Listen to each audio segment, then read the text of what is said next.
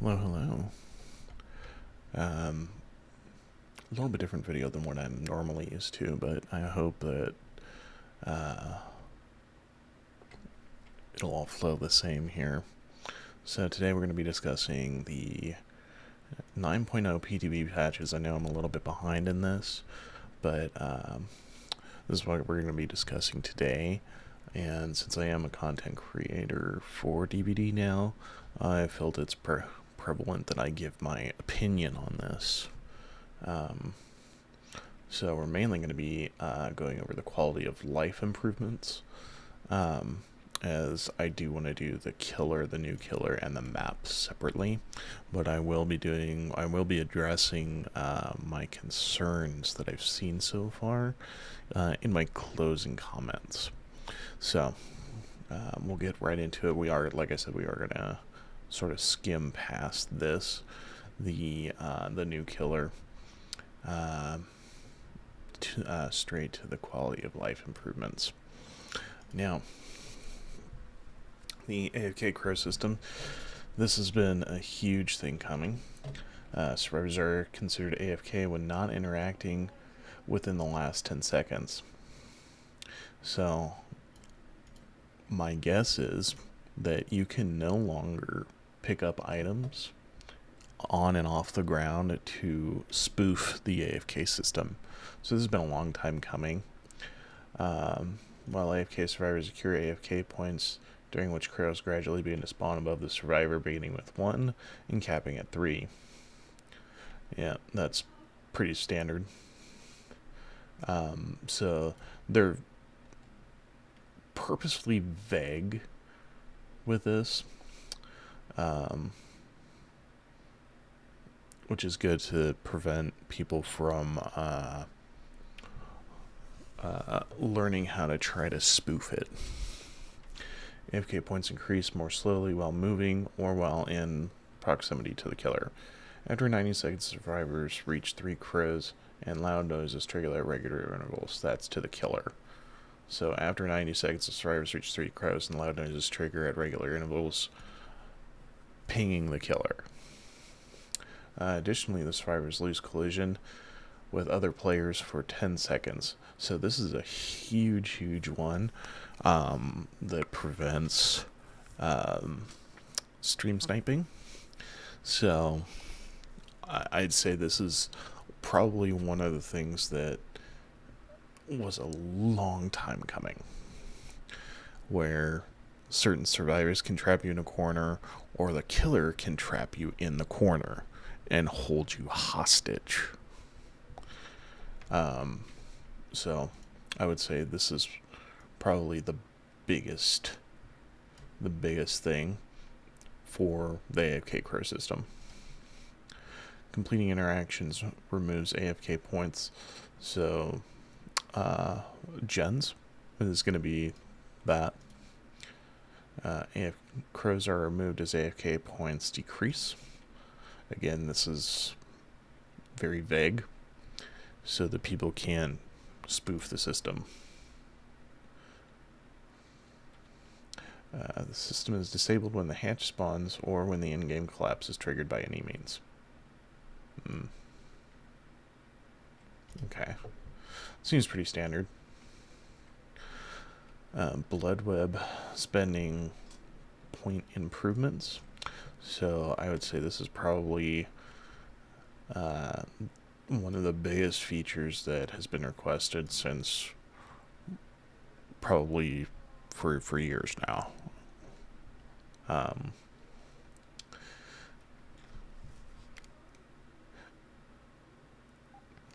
Added an auto Bloodweb button available after prestiging any one character for the first time, enabling players to automatically progress to selected character level. And automatic available after prestiging any one character for the first time. So after you hit prestige 1, then the button appears. So you do still have to manually, or not, well, you can still do it manually. You do still have to sort of, I want to put in loosely, grind the Bloodweb until you get to P1. So for all you new players out there, that's what this means. You have to hit P1 or Prestige 1 in order for the automatic Bloodweb button to appear.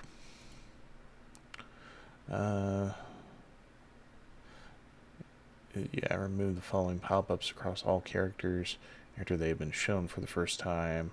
The Bloodweb introductory pop-up, unpredictability pop-up, perk slot unlocks. Huh. I mean, this one I don't get. Why would you remove that pop-up?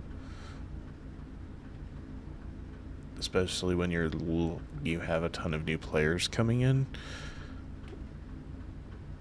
Perk slot, like you want them to know that you've unlocked a perk slot, even though it'll unlock it. I believe it's what, 5, 10, and 15 respectively. So levels 5, 10, and 15. So you automatically get one perk slot when you have the character. So then when you level it up to 5, you get another 10, you get your third, and 15, you get your fourth perk slot. So I'm not sure why you would remove a pop-up saying, oh hey, new players, you get a perk slot, but I guess they'll figure it out. Disconnect penalties not in PDP. In PTB, if I could say that correctly. Disconnection penalties are now based on your last 20 matches played.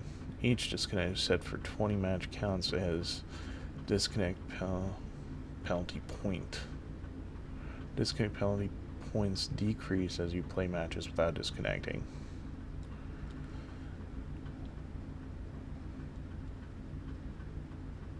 Okay. This will be interesting to see how it plays out. So this is excuse me, this is good for the overall health of the game and the sort of quitting or going next epidemic.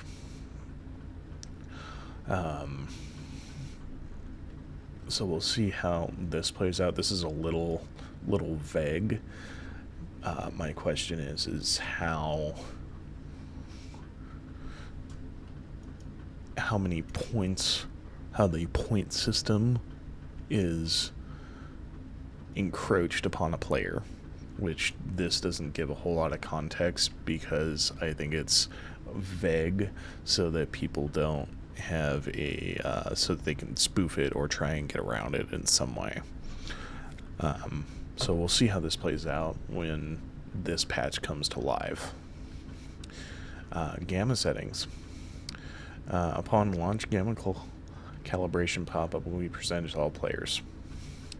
The visual setting can be accessed at all times via settings menu under the gameplay, under the graphics tab. I would say this has been a long time coming, almost as much as the Bloodweb spending.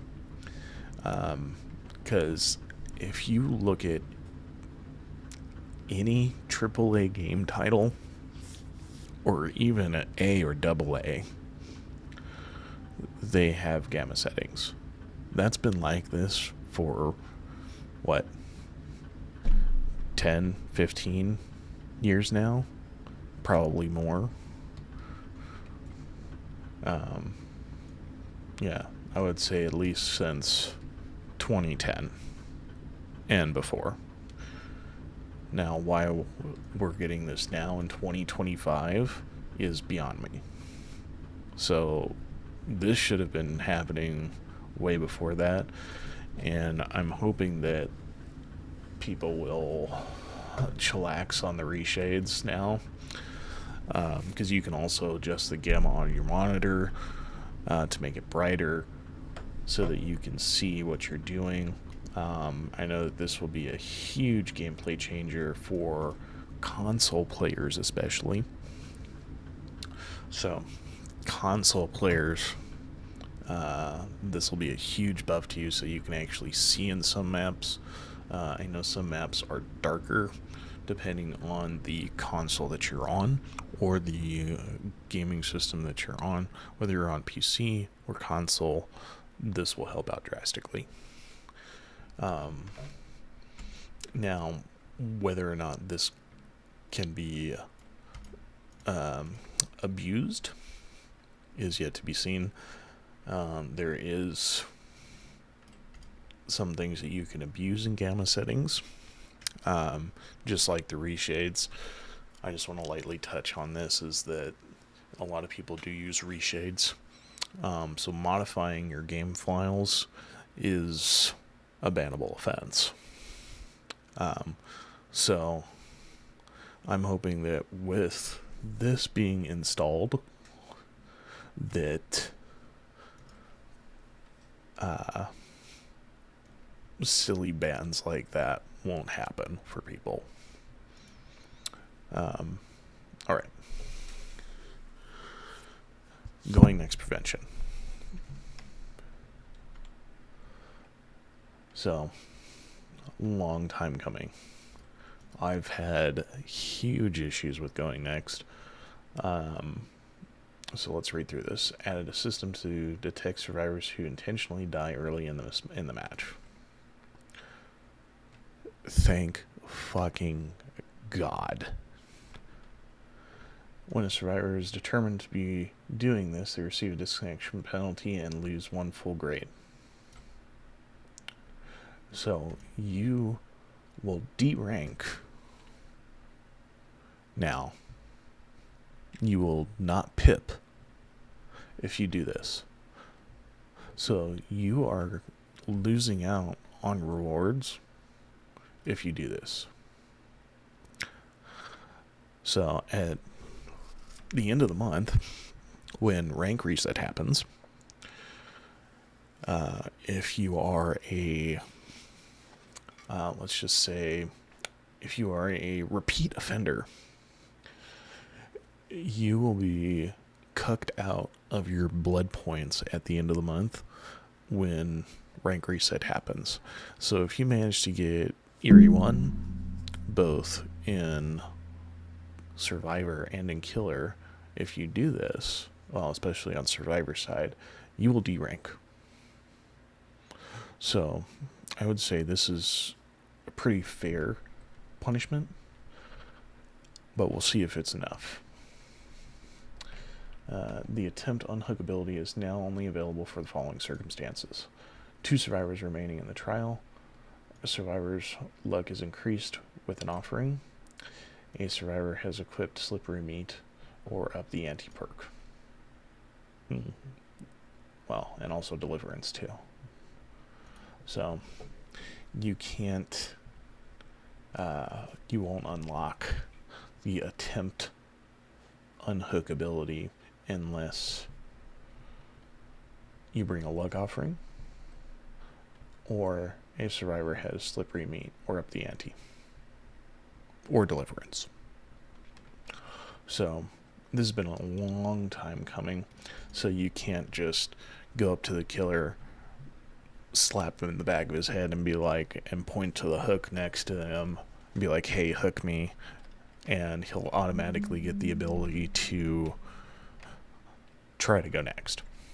So this has been a long time coming.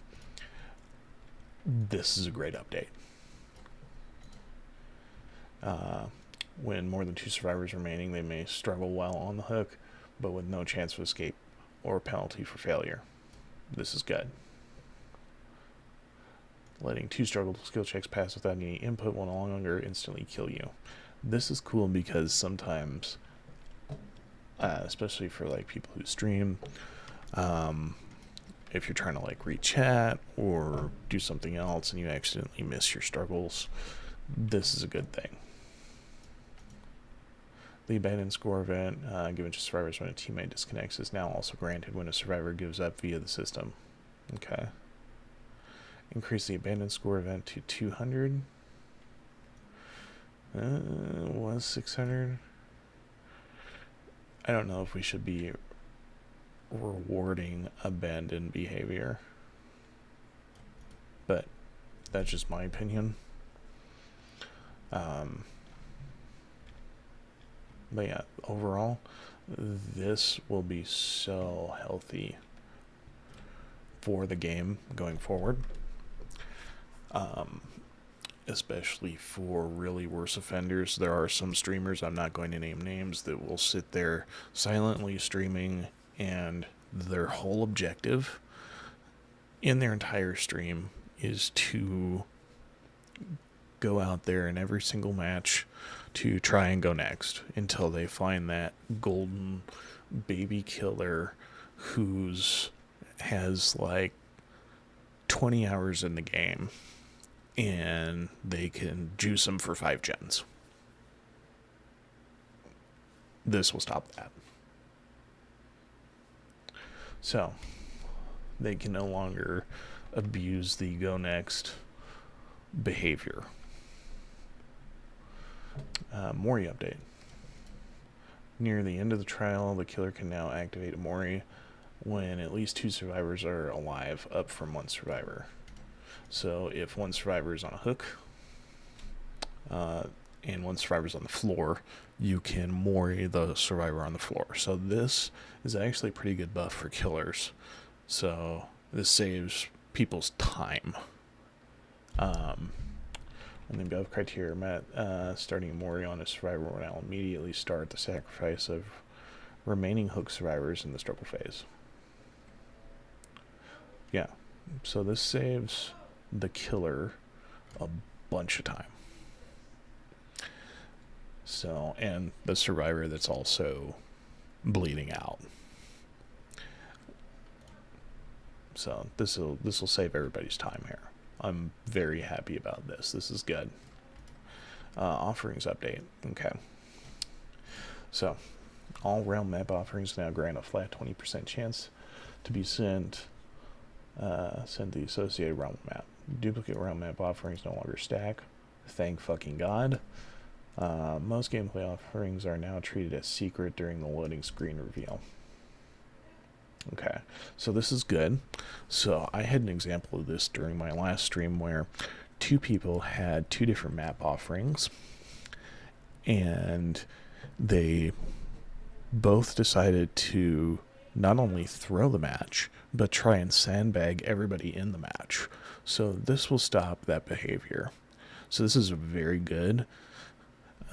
Now, my only concern about this is that, okay, it'll prevent it from the loading screen reveal, but what about if they hit the escape key and see other people's offerings? I'm hoping that they keep that secret as well, so that they don't just load in and be like, oh, what did the other guy bring? Or what did my other fellow survivors bring? So that I can now go over there and sandbag you for the next, 5 to 20 minutes. Right? So, this is good. My only thing is, how will this be implemented in more detail? Spawn rules. Survivors can now spawn within 12 meters of each other by default when possible. Survivors now spawn on the same floor as each other by default when possible. The survivor offering, Shroud of Blinding, has been replaced with a new offering, the Shroud of Separation. Okay. Converted Shroud, the killer offering, Shroud of Separation, has been replaced with a new offering, the Shroud of Vanishing. Okay. So this is a huge killer buff. So what this means is that the survivors will spawn closer to each other, so that you don't get so much gen displacement when you start off. So this will also affect probably the bottom half of the killer roster to make it a little bit better during the start of the game, so that you can get your first chase. So I'm anxious to see how this will play out when it actually goes to live. So, Spectator Mode increases slots in custom game to 5. Hockey's been assigned in Spectator Mode. Looping between players using the top bar while in Spectator Mode can now be done via hotkey for the above improvements. So, this is a little bit weird because it kind of hints at being a update for casting for competitive.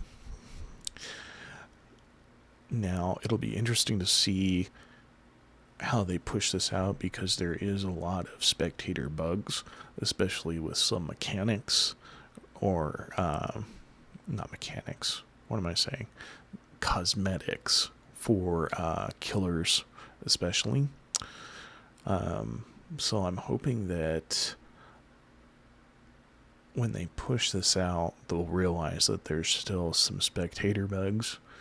So this might be a foot in the door to leading to a larger update in the future for more competitive play. But we'll see how that, we'll see in the future updates how that plays out. But this is just a start. Let's see, voiceover language settings. French can now be chosen voiceovers. Okay. Minor update. Okay, so more voice lines. Holy Jesus. Artist. Okay. The automatic drawing add-on is now reduces the cooldown. Oh, we actually get values now. Okay. I'm not an artist main, so this is a little lost on me. So we'll see how the artist plays out.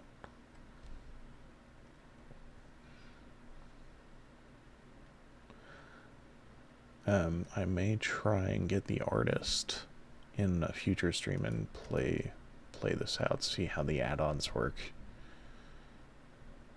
Oh my god. Why? Holy. Okay. So the Lich is getting Lich spells are now available at the start of the trial.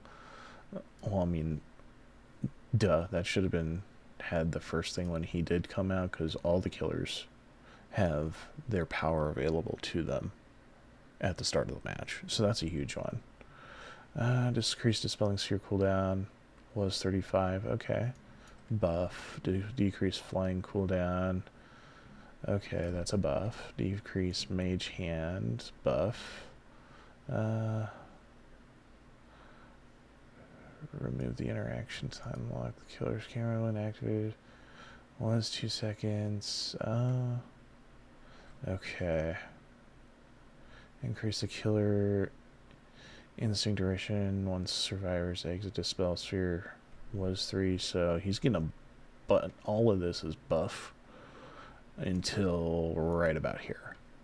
Increase the end of the interaction time of fly from 2.7 to 2.75 was 2.5. So you can still really abuse his his fly interaction time around windows and pallets if they're dropped. More so for windows. Increase the duration of fly. That's a buff. Fixed by from reaching the intended movement speed. Okay. Fixed a bug which made the survivor pallet interaction delay inconsistent for both killer and survivors. Okay, that's a buff. Okay. So overall, the Lich is getting a huge buff, except for his fly, which is still pretty abusable when you're looping. Especially if you have a map that has a lot of windows. So you can actually crouch by a window and the Lich will literally just fly over you, fly over the window, and he would be on the other side of the window, and you would still be able to exit that loop and exit that chase. So, we'll see how this plays out. A bunch of changes. He got a bunch of... Okay.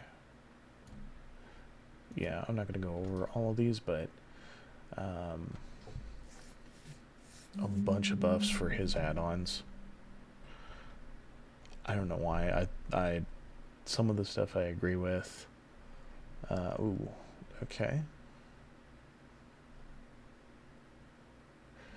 Bunch of killer perks. Okay.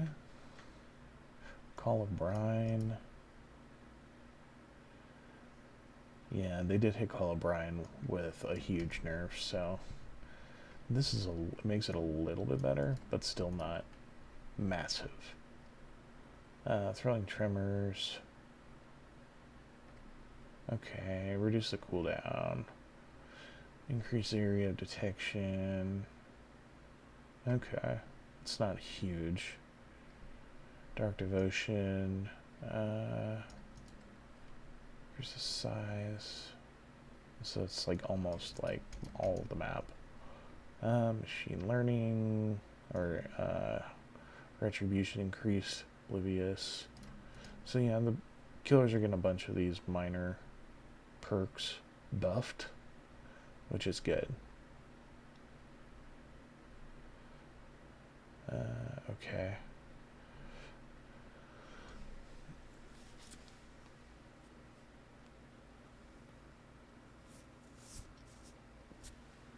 Why? We didn't need this. Healing item effect reduction removed. This means healing will now be more broken because you can bring in a med kit. This is a huge buff to survivors who love to do healing, especially if you bring botany knowledge. There's a couple of other perks too that I can't think of offhand. Decrease cooldown. We really didn't need that. Light-footed. Okay, that's decent.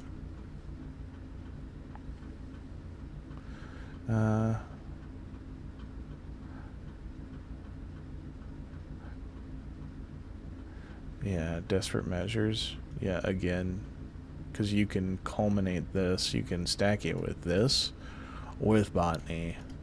So healing is going to be more prevalent with these two perks.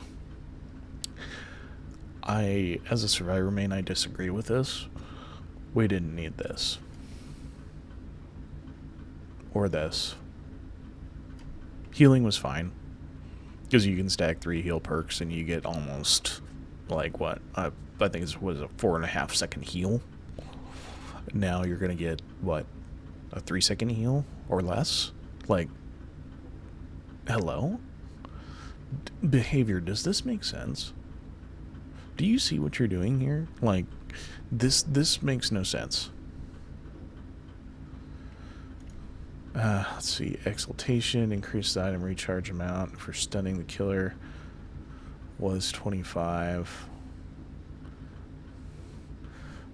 This just means that you can stack this with a flashlight.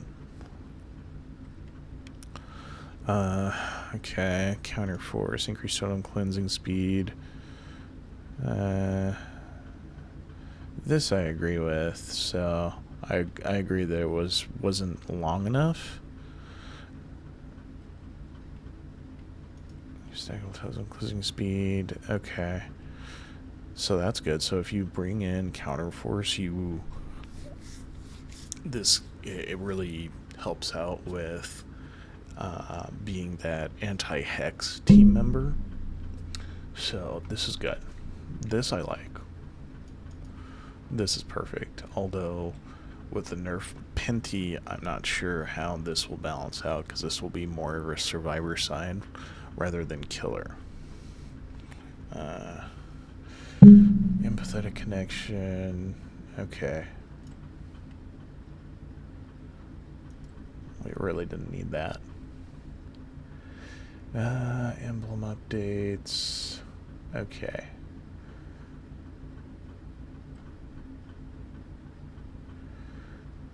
Okay.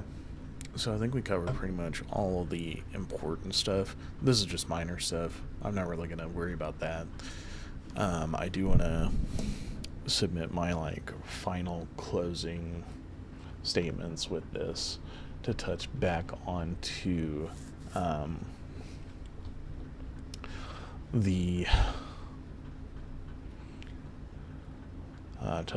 to touch back on the killer here. So Springtrap. So it kind of plays out like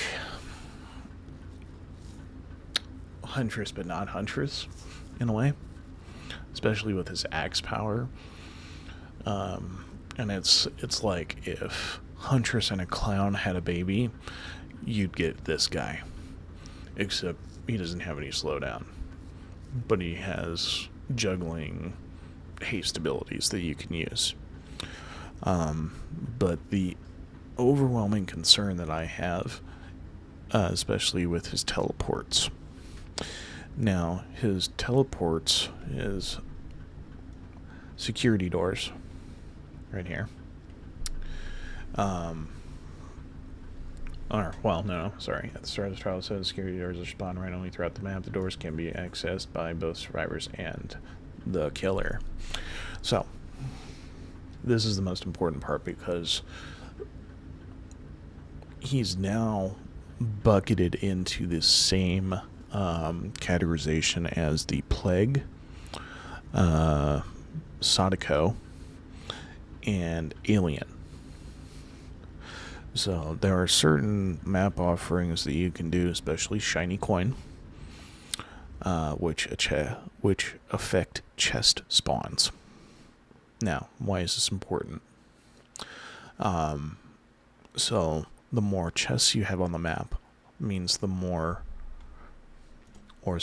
less spots that these 7 doors can spawn throughout the map that are close to the gens.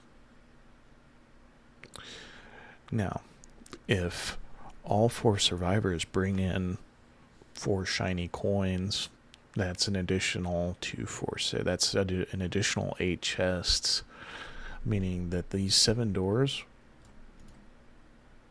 won't be spawning near your generators. They will be spawning randomly throughout the map,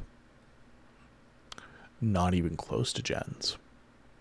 And I'm going to link a video explaining in more detail that another content creator has made, going into more depth on how the chest spawns and certain blood point event offerings affect killer spawnables. And then there's also he made an additional follow-up video to that said that Behavior's official stance is that is a functioning mechanic of the game. That is functioning as intended, which I find to be horrendously broken. It's almost as broken as the verticality for the totems that we have now, especially on the new map. I was watching, this was late last night after I got off work, I was watching Otz actually play a couple matches on the new map, and I don't even think he noticed it, but the hook spawns near the center of the map are absolutely horrendous. Including, now I can't even remember her name. There was another content creator that I watched that she also found that same issue, that I don't even think that they noticed, that the hook spawns are horrendous. So I'm hoping that they'll change that, especially around the center of the map there. But we'll see how that plays out in the PTB versus live. So if you are a new player and you're watching this, just know that all of this stuff that's coming out in the PTB is not set in stone. This could all change very drastically, except for the shiny coin stuff that you're going to probably experience. More experienced survivors will be abusing this, I guarantee you. And I'm surprised that not a whole lot of other content creators are addressing this issue and speaking loud volumes to it. But overall, the survivor health of the game, and now we're also seeing a little bit of killer love in the game, is sort of balancing out now. Yeah, that's it. That's all that I have to discuss. I'll include timestamps and everything so that you don't have to sift through my yapping. Anyways, guys, I hope you have a great rest of your day, and I'll see you next time. Peace.